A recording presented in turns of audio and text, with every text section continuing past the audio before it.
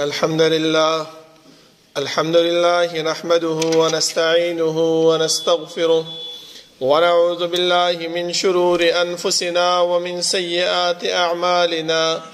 من يهده الله فلا مضل له ومن يضلل فلا هادي له، وأشهد أن لا إله إلا الله وحده لا شريك له، وأشهد أن محمدا عبده ورسوله. يا أيها الذين آمنوا اتقوا الله حق تقاته ولا تموتن إلا وأنتم مسلمون. يا أيها الناس اتقوا ربكم الذي خلقكم من نفس واحدة وخلق منها زوجها وبث منهما رجالا كثيرا ونساء، واتقوا الله الذي تساءلون به والأرحام إن الله كان عليكم رقيبا. يا أيها الذين آمنوا اتقوا الله وقولوا قولا سديدا يصلح لكم أعمالكم ويغفر لكم ذنوبكم، ومن يطع الله ورسوله فقد فاز فوزا عظيما. أما بعد، فإن خير الحديث كتاب الله، وخير الهدي هدي محمد صلى الله عليه وسلم، وشر الأمور محدثاتها، وكل محدثة بدعة، وكل بدعة ضلالة، وكل ضلالة في النار. أعوذ بالله من الشيطان الرجيم. بسم الله الرحمن الرحيم. قاف والقرآن المجيد بل عجبوا أن جاءهم منذر منهم فقال الكافرون هذا شيء عجيب أإذا متنا وكنا ترابا ذلك رجع بعيد قد علمنا ما تنقص الأرض منهم وعندنا كتاب حفيظ بل كذبوا بالحق لما جاءهم فهم في أمر مريج أفلم ينظروا إلى السماء فوقهم كيف بنيناها وزيناها وما لها من فروج والأرض مددناها وألقينا فيها رواسي وأنبتنا فيها من كل زوج بهيج تبصرة وذكرى لكل عبد منيب ونزلنا من السماء ماء مباركا فأنبتنا به جنات وحب الحصيد والنخل باسقات لها طلع نضيد رزقا للعباد وأحيينا به بلدة ميتا كذلك الخروج كذبت قبلهم قوم نوح وأصحاب الرس وثمود وعاد وفرعون وإخوان لوط وأصحاب الأيكة وقوم تبع كل كذب الرسل فحق وعيد أفعينا بالخلق الأول بل هم في لبس من خلق جديد. اللهم صل على محمد وعلى آل محمد كما صليت على إبراهيم وعلى آل إبراهيم إنك حميد مجيد. اللهم بارك على محمد وعلى آل محمد كما باركت على إبراهيم وعلى آل إبراهيم إنك حميد مجيد. بسم الله الرحمن الرحيم. وما أصابكم من مصيبة فبما كسبت أيديكم ويعفو عن كثير. الله رب العالمين حمد و ثناء او جناب محمد رسول الله صلی الله علیه وسلم باندې درود و سلام نه بعد، زما معزز و محترمو، الله رب العالمین چې موږ د دنیا کې پیدا کړیو، زمونږ د پیدایش مقصد هغه مهمل او عبث او بیکار نه، بلکې الله رب العالمین موږ ته په قران کریم کې بار بار زمونږ د پیدایش مقصد ذکر کړی دی.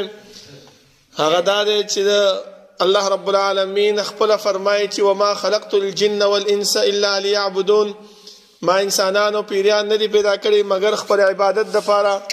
او چې کله الله رب العالمین آدم علیه السلام د دنیا نه راکوز کړو، نو دا خبره ورته وکړه چې آدم علیه السلام دنیا ته خو روانې، خو دنیا د سامان او د فائدې د اغستو ځای دی، خو یو خبره به یاد وساتي چې زما د طرف نه به تا ته استازی او قائد درځي، ستا رهنمایي به کوي، تا ته به سمه لار ښیي، ته به د هغه قائد او د هغه رهنما خبره به منې.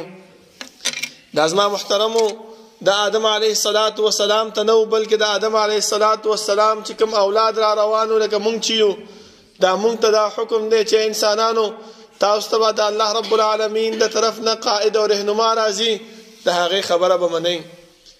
زما محترمو الله رب العالمین چې کله دا رهنما او دا قائد زمونږ طرف ته راولېږلو هغه مونږ ته د الله رب العالمین احکامات من او عن هر طریقې سره بیان کو، خو مونږ د هغې د احکاماتو سستی شروع کړه، په هغې کې چې دی نو کوتاهیانې شروع کړلې.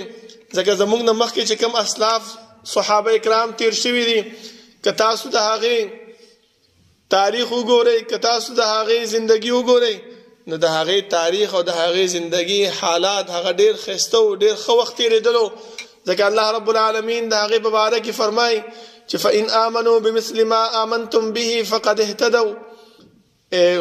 امت د محمد صلی الله علیه وسلم که چېرته تاسو د دې صحابو په نقش قدم باندې او د دې صحابو طرز زندګۍ باندې روان شئ نو فقد اهتدوا، تاسو به هدایت مونده کوئ. ځکه الله رب العالمین دې انسانانو ته په دنیا کې د جنت زیری ورکړی تر دې پورې چې بعضې اوقاتو کې رسول الله صلی الله علیه وسلم دا هم فرمایلي د دې صحابو په باره کې که تاسو په دنیا کې ژوندی جنتي ګورئ نو دا فلانی صحابي دی دا وګورئ. تر دې پورې رسول الله صلی الله علیه وسلم فرمایلي ولې چې هغو د رسول الله صلی الله علیه وسلم راوړل شوی دین د هغې احکامات هغه شانتې منلي وو چې څنګه هغه بیان کړي وو. دغه حکم مونږ ته هم د زما محترمو ځکه په قرآن کریم کې چې کم حکم د کفارو په باره کې راغلی وي یا کم حکم د یهودو په باره کې راغلی وي نو زمونږ مسلمانانو په ذهن کې دا خبره راځي چې زه دا خو د یهودو د کافرانو په باره کې دی، مونږ په باره کې نه دی. نه زما محترمو که چېرته مونږ خپله زندګي دا وګورو چې زمونږ په ژوند کې دغه معاملات موجود دي، کم معاملات چې د کفارو په باره کې الله بیان کړي دي، کم معاملات چې د یهودو په باره کې الله بیان کړي دي، کم معاملات چې د نصاراو په باره کې الله بیان کړي دي او د هغې زجر او د هغې عذاب بیان کړی دی. که دغه معاملات او دغه طرز زندگی زمونږ وه نو مونږ هم په دې زمره کې راځو. زما محترمو مونږ د دې نه ځان نشو ایستلی، ولې مونږ ته الله رب العالمین لوی لوی باچاهي را کړې وه، مونږ ته الله رب العالمین لوی لوی ترقي را کړې وه. دغه ترقي او دغه باچاهي زمونږ نه ولې ښکته شوله؟ دا په څو وجو باندې زما محترمو چې مونږ په دې دنیا کې غافله شو د الله رب العالمین دین او د الله رب العالمین هغه راوړل شوی دین او شریعت هغه مونږ پرېښودلو. لکه رب العالمین مونږ ته فرمایي چې ای انسانانو کله چې تاسو د دین نه د اسلام نه د شریعت نه لرې شئ، هغه نه محرومي اختیار کړئ، نو په تاسو باندې به بیا زوال راځي. تاسو چې کوم دی نو د الله رب العالمین د نعمتونو د الله رب العالمین د جنت نه به هغه لرې کېږئ. ځکه الله رب العالمین فرمایي چاته مونږ مسلمانانو ته فرمایي چې ولا تهنوا ولا تحزنوا وانتم الاعلون ان كنتم مؤمنین. ای مسلمانانو مغمجنه کېږئ او مه سستي اختیاروئ، وانتم الاعلون تاسو اوچت یې ان كنتم مؤمنین که چېرته په تاسو کې ایمان وي. اوس ایمان داسې شی دی زما محترمو چې دا په انسان کې قوت پیدا کوي، دا په انسان کې جذبه پیدا کوي، دا په انسان کې بہادری پیدا کوي. یو خو مونږ غوندې مسلمانان دي چې په خوله باندې ایمان هم راوړی دی، په خوله باندې ځان ته مسلمانان وایو، خو اعمال زمونږ داسې دي چې هغه د مسلمانۍ د ویلو لایق نه دي. که دوکه د هغه مونږ کې موجود ده، که دروغ ویل دي هغه مونږ کې موجود دي، که دغه شان نور اعمال دي هغه مونږ کې موجود دي، خو په خوله باندې مونږ څه یو ایمان هم راوړی دی. دغه شانت ایمان زما محترم الله رب العالمین هغه نه قبلې، بل ځکه الله رب العالمین مونږ ته د کامیابی لپاره یو څلور اصول ښودلي دي چې ان الانسان لفی خسر، یقینا ټول انسانان هغه تاوان کې دي، خو کوم انسانان بچ دي الا الذين امنوا. ګوره ټولو کې اولنۍ خبره الله څه وکړله چې ایمان راوړه. لکه یو کس رسول الله صلی الله علیه وسلم خواله راغی چې دا الله رسوله زه اول ایمان راوړم او که زه اول چې دی نو د اعمالو کوم او جهاد وکم. رسول الله صلی الله علیه وسلم فرمایي چې اول ایمان راوړه. چې ایمان راوړو بیا چې کوم عمل کې الله رب العالمین قبلې، ولی دا ایمان دا د مخکینی سونه ګناهونه شرک بدعت تا چې کړی وي په هغې باندې پټۍ ده، الله رب العالمین هغه تا ته معاف کوي. وعملوا الصالحات دویم د کامیابی ذریعہ څه شی زما محترمو چې کوم دین رسول الله صلی الله علیه وسلم راوړی دی، کوم شریعت چې رسول الله صلی الله علیه وسلم راوړی دی، هغه دین او هغه شریعت هغه موږ په خپل ژوندۍ کې راولو. دا نه چې د خلکو د یری د په وجه باندې هغه نه کوو، خلکو نه یریږو چې دا خلک دا سړی به د څه وجې ده ته وګوره ټول جماعت یو رنګې مونځ کوي، دا بل رنګې مونځ کوي. نه، ځکه الله رب العالمین قرآن کې فرمایي چې داعی او مسلمان هغه انسان دی چې هغه به د لومة لائم د خلکو د خبرو نه به نه یریږي چې خلک هر څه وایي به، خو زه به د الله او د الله د رسول صلی الله علیه وسلم چې کوم دین راوړی دی، کوم شریعت راوړی دی، هغه به په خپله زندګۍ کې راولم چې زه کامیاب شم.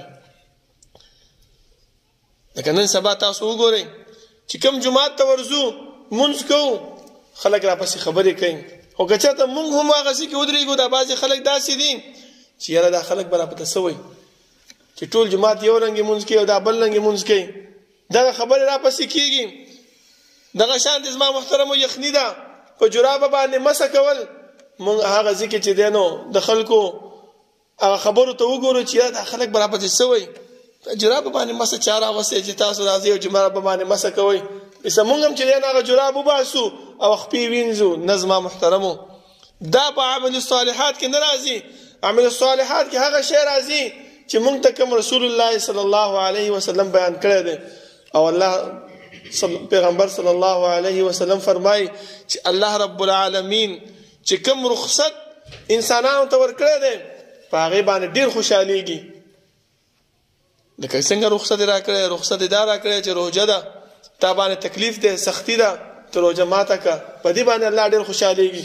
په سفر باندې روانې دوه مونځونه یو ځای کول دي، هغه یو ځای کې په دې باندې الله ډېر خوشحالیږي.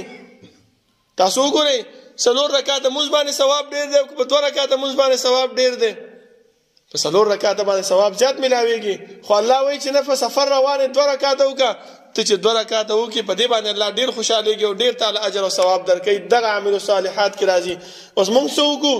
مونږ دا وایو چې مړه خلک به راپسې خبرې کوي چې تاسو دې ته وګورئ زیات ثواب نه حاصلوي، 4 رکعاته نه کوي او 2 رکعاته کوي، دې ته وګوره خپل ټیم باندې مونځ نه کوي. الله قرآن کې فرمایي چې ان الصلاة كانت على المؤمنین کتابا موقوتا، خپل وخت باندې مقرر شوی. دا اوس وګوره د غرمې سره د مازدیګر کوي او د ماښام سره د ماخوستن کوي، دا لا څنګه مونځونه کوي. خو نه زما محترمو ټیک ده، الله رب العالمین هلته چې ویلي چې ان الصلاة كانت على المؤمنین کتابا موقوتا، هغه دغه دپاره ویلي دي چې مونځونه سړی چې کوم دی نو څه کوي، لیټ کوي یا وروسته کوي یا د وخت نه وروسته کوي، هغې دپاره دغه حکم دی. اما دلته سفر کې چې دی نو دا د پیغمبر صلی الله علیه وسلم حکم دی. کامیابی چې غواړو نو په دې احکاماتو باندې به عمل کوو. کامیابی چې غواړو، ځکه موږ نه به په قیامت کې اولنی تپوس د څه شي کېږي، حقوق الله کې به اولنی تپوس موږ نه به د دې مانځه په باره کې کېږي زما محترمو. بیا به د حقوق العباد کې به د عبادو باره کې تپوس نه کېږي چې د دې څونه خیال ساتلی او مرګ خو دې نه و کړی، وینه خو دې نه وه تویه کړې، دا د حقوق العباد په باره کې به تپوس کېږي.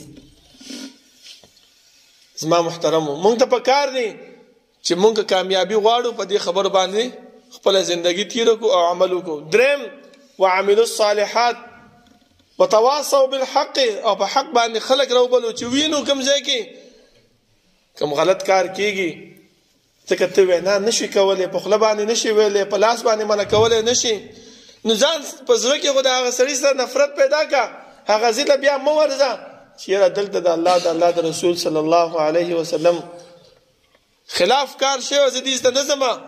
دغه هم یو قسم د زما محترمو تواصوا بالحق د حق طرف ته خلک را بلل دي. وتواصوا بالصبر، او چې کوم مشکلات مونږ ته په دې باندې ملاویږي هغه مشکلات باندې مونږ څه وکړو؟ صبر وکړو. دغه د ایمان اجزا دي زما محترمو، دا د ایمان خیال ساتل دي، دا په ایمان کې ځان را بندول دي. که په دې خبرو باندې مونږ عمل شروع کړو زما محترمو، نو اله به مونږ کامیاب یو. مونږ باندې چې کوم زوال راغلی دی هغه زوال نه به مونږ بچ شو. او نن سبا تاسو ګورئ چې د بارانونو ضرورت دی. حدیث کې راځي رسول الله صلی الله علیه وسلم فرمایي چې یو صحابي تاسو کو چې دا الله رسول موږ ته بسنګ پته لګي چې الله رب العالمین موږ نه رضا دی او که الله رب العالمین موږ نه خفه دی. نو رسول الله صلی الله علیه وسلم فرمایل چې هغه کارونه وګورئ چې تاسو ضرورت او هغه په تاسو باندې بنشي نو پوښتنه چې الله ناراضه دی، او کوم شی کارونه چې موږ ته ضرورت په هغه وخت باندې کیږي موږ ته نو پوښتنه چې الله رب العالمین موږ نه سیده رضا دی. اوس موږ خپل ځي معاشره کې خپل ماحول کې خپل ژوند کې ځان ته وګورو، لکه اوس وګورئ موږ ته د باران ضرورت دی، باران نه کیږي، رب العالمین زموږ نه ناراضه دی. په کار دا ده چې موږ استغفار ډیر وایو، د الله رب العالمین عبادت ډیر وکړو، د قران کریم تلاوت ډیر وکړو چې رب العالمین زموږ نه راضي شي، او دعاګانې وغواړو چې رب العالمین زموږ نه راضي شي، موږ باندې د خیر باران راووري. دا ولې زما محترم د دې د وجه نه چې موږ په خلق وایو چې موږ مسلمانان یو، لیکن زموږ اعمال هغه زموږ د مسلمانۍ د ویلو قائل او لایق نه دي. زما محترم دویم عمل چې په هغه باندې موږ باندې زوال راځي، موږ چې کومه ترقی الله رب العالمین موږ ته راکړې ده د هغه ترقی نه موږ رسو کیږو، هغه څه شه ده د قران کریم تلاوت پر خوستل دي. موږ د قران کریم تلاوت نکو ځکه په یو تلاوت باندې الله رب العالمین پیغمبر صلی الله علیه وسلم فرمای چې په یو حرف باندې الله رب العالمین انسان ته لسنی کیانه ور کوي. وای زدا نوم چې الف لام میم حرف ولكن الف حرف ولام حرف ومیم حرف، چې انسان الف لام میم وای نو الله رب العالمین سونه کیانه ور کوي، دیرش نه کیانه ور کوي. هم دغه شان زما محترمو زمونږ په ژوندۍ کې مونږ یو نوې خبره خپل دا چولې ده چې هغه ته الله رب العالمین اسم ذاتی او اسم صفتی نوم هغه مونږ لري کړی دی، او ځان بل نوم چې دی نو هغه خله ته راوړل، ځکه زمونږ دعاګانې هم نه قبليږي، زمونږ د مشکلات هم نه ختميږي. ولی چې مونږ د الله رب العالمین نوم داخلو دا غینه غواړو نه، هغه کوم نوم دی؟ هغه خدای دې زما محترمو. په کار داري چې مونږ د دې لفظ په ځای باندې په خپل خله باندې الله رب العالمین جاری کو، نو یو فائدہ خو به داشي چې د الله په ویلو سره الله رب العالمین مونږ ته سلويخ نیکیانه راکړي. ولی قران کریم کې دا لفظ شته ده که نشته؟ د الله سلويخ نیکیانه هغه شوي او چې مونږ د الله نه غواړو الله رب العالمین نوم د الله ده، هغه دعا به زمون قبلې، هغه مصیبت به زمون نه لري کوي، هغه مشکل به زمون ختميږي. د پکار دار زما محترمو چې مون قران کریم ته ډیره توجه ورکو، د خپل د ژوندۍ نه د خپل د ورځ نه روزمره دا زموږ عادت جوړ شي چې موږ د قران کریم که زیات نه چې یو صفحه تلاوت خامخا وکړو، هغه صفحه کې به څونه الفاظ دي، د هغه الفاظ په مناسبت باندې الله رب العالمین موږ ته نیکیانه راکړي. او قیامت ورځ هغه دومره سخترین ورځ د زما محترمو چې انسان به یو نیکی ته محتاج وي چې یو نیکی ماته ملاوي شي او زه څه وکم د دې سختۍ او د دې عذاب نه زبط شمه. لکه زما محترمو نن سبا خو که یو انسان وایي مړه جمعات کې به زه څنګه وخت تېروم څه به کومه، نن سبا خو موږ سره موبایل دي او په موبایل کې قران کریم واچوه ډاونلوډ کړه، نو په هغه باندې چې تلاوت وکړي هم الله رب العالمین تاسو ته اجر درکړي. بعضی خلک دا وایي چې د موبایل کې تلاوت کول دا صحیح نه دي. زما محترمو زه به تاسو یو خبره وکم چې د موبایل کې تلاوت کول دا صحیح دی، ولی چې الله رب العالمین دو درې قسمه اجر د قران کریم د تلاوت نه ورکوي. یو هغه چې قران انسان لاس کې راوالي مسا کول د قران کریم د هغه بیل اجر او ثواب ده، کتلی بیل اجر او ثواب ده، لستلی بیل اجر او ثواب ده. او که انسان د موبایل لوالي صرف د دې نیولو د اجر نه محروم شي، لیکن هغه کتل او هغه د خلی د ویل د هغه د اجر او ثواب خو پکې موجود دی. کده نو په کار دادی چې مونږ خلق د یو شی نه متنفره کوو، هغه نه په کار دی چې مونږ خلق هغه طرف ته راغب وکړو چې سیدت قران کریم کې په لاس کې نشي راغسین د موبایل خو د سرشته په هغه کې راوړاوه. خدای الله رب العالمین د قران تلاوت وکړي چې الله تعالی صدر کې اجر درکې، ثواب تعالی درکې. دا لوی محرومی د اسما محترمو بعض علماء د دې طرف ته ډیر زورونه ور کوي، خو دین اسانه د اسما محترمو ان شاء الله چې الله رب استاپ زړه کې استاپ نیت کې چې شی وي الله رب العالمین متعالی د هغه اجر او مغه شان تعالی درکې چې استاپ زړه کې څنګه موجود دی، څه نیت ستا په زړه کې موجود دی، د هغه نیت بدلا او د هغه نیت اجر او ثواب به الله تعالی درکوي.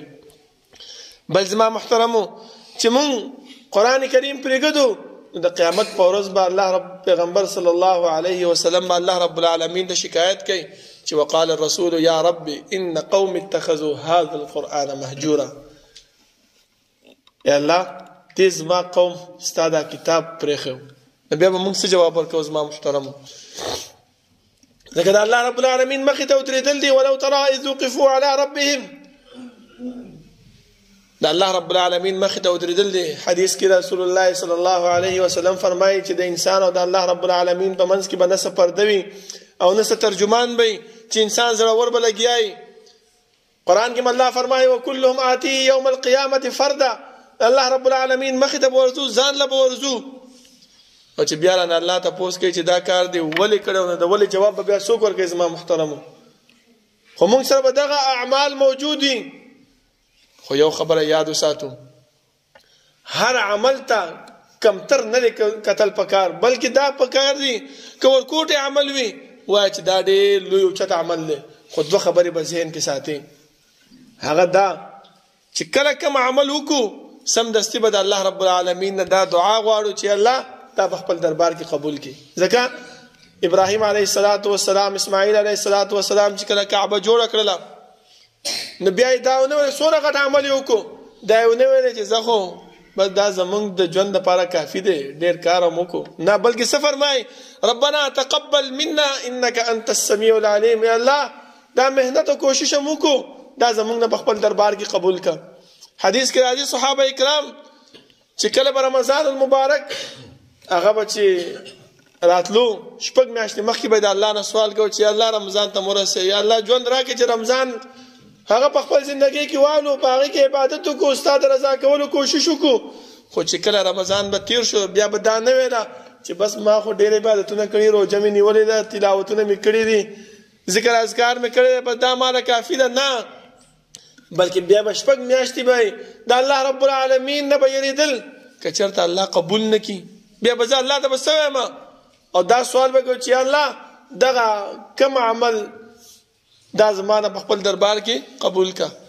نو موږ هم د الله رب العالمین نه دا دعا کوو چې کوم عمل موږ کوو الله رب العالمین دې اول په خپل دربار کې قبول کړي او بیا زموږ په زړونو کې د الله رب العالمین لوی نه اچوي، بلکې زموږ په زړونو کې د الله رب العالمین عاجزي او انکساري واچوي چې موږ دا عمل نور هم زیات کو او په دې باندې جاری او ساری وساتو، او کوم ګناه چې په موږ باندې کېږي د هغې نه د توبې او د استغفار کولو الله رب العالمین توفیق راکړي، او په هغه ګناه باندې اصرار کول زما محترمو دا نه دي کول پکار. ځکه موږ باندې سره شیطان هغه تړلی شوی دی، شیطان موږ ورغولی چې مړه دا خیر دی، څه چلو شو ورکوټې شاندې ګناه ده وشوه خبره به ختمه شي. نه، د دې ورکوټې نه بیا بل ورکوټې، بیا بل ورکوټې، دا خبره کوم ځای ته رسېږي؟ لویه ګناهونو ته رسېږي. زما محترمو الله رب العالمین نه دعا ده چې الله رب العالمین دې د عمل کولو توفیق راکړي او الله رب العالمین دې موږ نه هغه اعمال والي چې هغه زموږ د کامیابۍ او زموږ د فلاح ذریعه ګرځي. اقول قولي هذا واستغفر الله لي ولكم ولسائر المسلمين.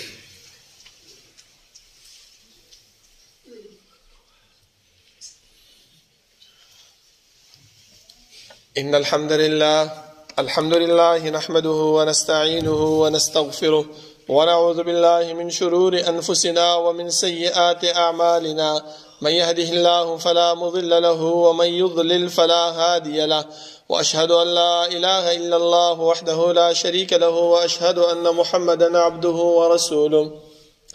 يا أيها الذين آمنوا اتقوا الله حق تقاته ولا تموتن إلا وأنتم مسلمون.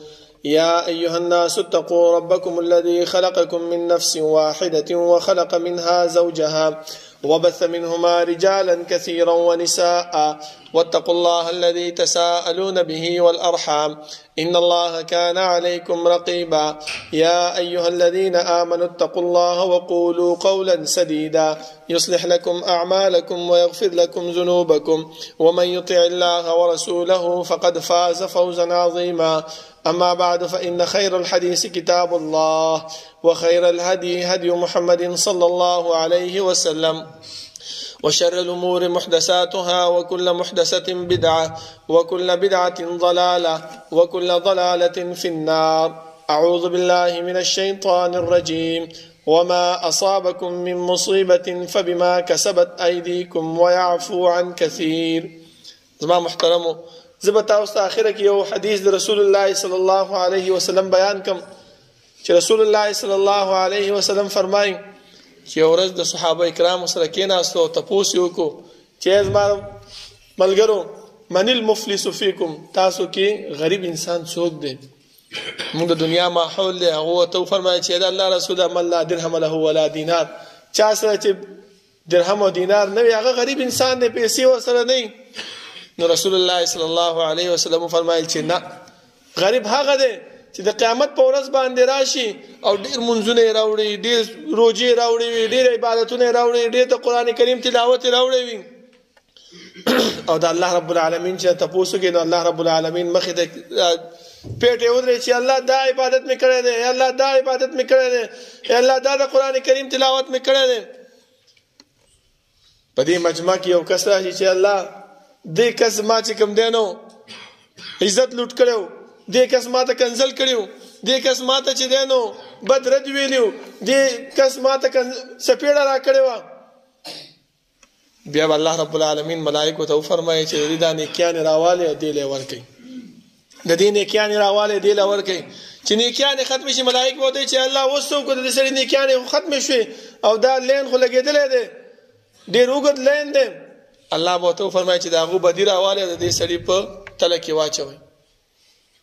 زما محترمو نیک اعمال خو ټیک د مونږ کو، خو دې طرف ته توجه پکار ده چې چاته کنزل نه کوو، چاته بې ځایه سپیړه نه ورکوو، چا پسې ټوکې نه کوو، د چا عزت هم نه لوټ کړی، نور څه بد رد نه دی ویلي، د چا قرض پسې خبرې نه دی کړې، د چا غیبت هم نه دی کړی، چا سره حسد هم نه دی کړی، چا بهتان هم نه دی تړلی. دا ټول هغه ګناهونه دي چې دا زمونږ د خواري د 50 کالو 80 کالو دغه خواري زمونږ ضایع کیږي. زما محترمو کله چا هم کړی وي اوس ژوند دی هغه لاړ شو او د هغې نه توبه دغه وغواړو، معافي وغواړو چې وروره ما تا پسې داسې خبرې کړې دي، دا مې ته ویلي دي، دا دروغ مې درپسې تړلي وو او زه تا نه معافي غواړم او بیا د الله رب العالمین نه هم استغفار وغواړو. نو انشاءالله الله رب العالمین غفور رحیم ذات دی، هغه به موږ معاف کړي. ځکه شهید ته الله رب العالمین ټول گناهونه معاف کوي، خو صرف صحابي رسول الله صلی الله علیه وسلم ته پوښتنه شو، هغه وته چې او ټول گناهونه ته معاف کیږي. الله رب العالمین سم دستي جبرئیل امین رسول الله صلی الله علیه وسلم خاطر ولېګلو او ورته فرمایي چې الا الدين، د پردې حق هغه نه معاف کیږي. پردې حق صرف قرض نه دی چې تا دې پیسې هغه سي ورکړي، نه بلکې پردې حق دا هر سره راځي چې تا وسره حسد کړي، تا به بهتان تړلې، تا به کنزل کړي وي، تا ته دروغ ویلي، تا به خبرې کې دا ټول الا الدين کې راځي. تر هغه وخت پورې نه معاف کیږي تر څو پورې چې کس نه چا معافي نه وغوښتي هغه ته نه معاف کړي. نو الله رب العالمین نه دعا ده الله رب العالمین دې هغه اعمال موږ نه واخلي چې هغه زموږ د کامیابی او زموږ د فلاح ذریعہ وي، او موږ ته هم دا سوچ پکار دی چې موږ نیک اعمال کوو، خو چې زموږ دا نیک اعمال په دې اعمالو سره بربادیږي خو نه. ربنا لا تزغ قلوبنا بعد إذ هديتنا وهب لنا من لدنك رحمة إنك أنت الوهاب. ربنا اغفر لنا ولإخواننا الذين سبقونا بالإيمان ولا تجعل في قلوبنا غلا للذين آمنوا ربنا إنك رؤوف رحيم. ربنا لا تؤاخذنا إن نسينا واخطأنا ربنا ولا تحمل علينا إصرا كما حملته على الذين من قبلنا ربنا ولا تحملنا ما لا طاقة لنا به واعف عنا واغفر لنا وارحمنا أنت مولانا فانصرنا على القوم الكافرين. صفونه برابر کې نږدې ودی.